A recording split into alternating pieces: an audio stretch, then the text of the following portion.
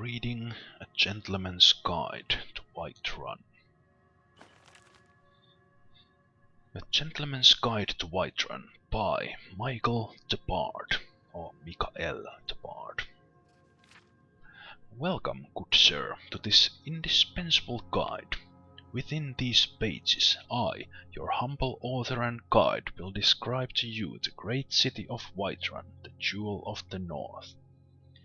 Whiterun offers numerous diversions for the man in search of adventure, fortune and companionship, whether for a night or for a lifetime. The city is graced with not one, but two worthy taverns, and there are maids and wenches aplenty. The city is located rather centrally in Skyrim, and this is well, for it is not far from anywhere. Perched high upon a rocky hill, Whiterun dominates the grassy plains that surround it. High wooden walls protect its denizens from the wolves, mammoths, bandits and other dangers lurking beyond.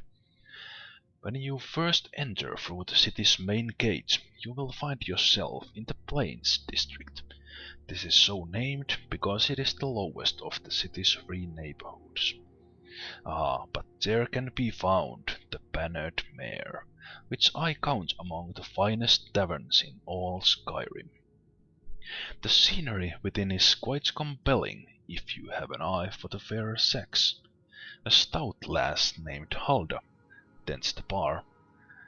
Don't let that stony Nord exterior fool you, for she is possessed of that same fiery passion that all Nord women try so hard to conceal. Sadia, the barmaid, is an exotic red-card beauty. She is quite mysterious, and your humble author is determined to learn her secrets.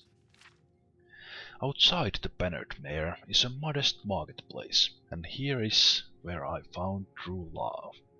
Though I would never deter a fellow hunting hound from the chase, for indeed, why should I author these tomes if not to provide guidance in this very matter? I must ask that you do me this one kindness. Her name is Carlotta Valencia, and she is a magnificent beauty who makes a modest living selling bread and produce in the late daylight hours. By the gods, I will make that feisty beauty mine some day. And of course there are other services to be found in the Plains district. Belethor's General Goods offers various and sundry wares for the adventurous traveler, and Arcadia's Cauldron offers what tonics and herbs one would expect from an apothecary's shop. Arcadia herself is an amiable sort. I often visit her to make conversation, as she is a fellow imperial far from home. She is, however, a bit old for my taste. A gentleman of advanced years might find in her a worthy companion. Should you need your blade sharpened or your armor hammered, War Maidens offers smithing services very near the main gate.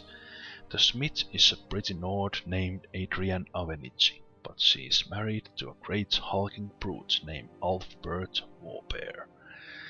Adrian is quite fair, but I should not want to find myself being introduced to the keen edge of that husband's war axe. If married ladies are your preferred sport, then have at, but don't say that you weren't warned. Near to the smith is the drunken huntsman. Here some of the wealthier gentlemen gather to share both drink and rumors of the wide world. If you prefer a more distinguished class of company while you sip fine wine, you'll be well at home here. Of the Wind district I have little to say. Most of the buildings in this second tier of the city are residences, though there is also a temple of Kinnareth and Jorvaskar, a mead hall of the companions. There are some intriguing prospects to be found in the mead hall, should you favor a strong and fearless warrior woman. You will find little game at the temple, however.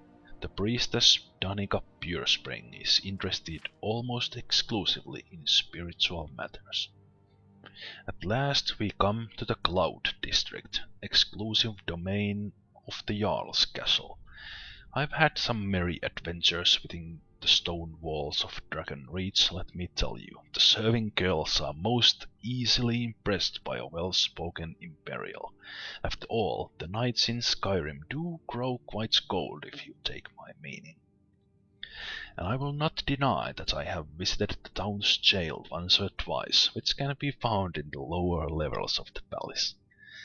As for the Jarl and his court, take pains to avoid them. I find that they lack any sense of humor or appreciation for the imperial culture.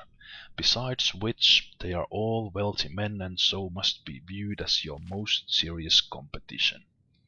These Nords are simple folk, after all, and too easily swayed by the sight of fine clothes and purse full of septims. Now I will conclude this work by wishing you great success in your pursuits of women and wine. Spare a moment in your revels to think of me, your humble author, and the risks I've taken to bring you this most thorough report on all things of interest to the discerning gentlemen in the grand city of Whiterun. Ah, but I will not lie and say that it was all a hardship. After all, who could want to sleep alone in such a cold and hard land as this? Not I. That was A Gentleman's Guide to Whiterun.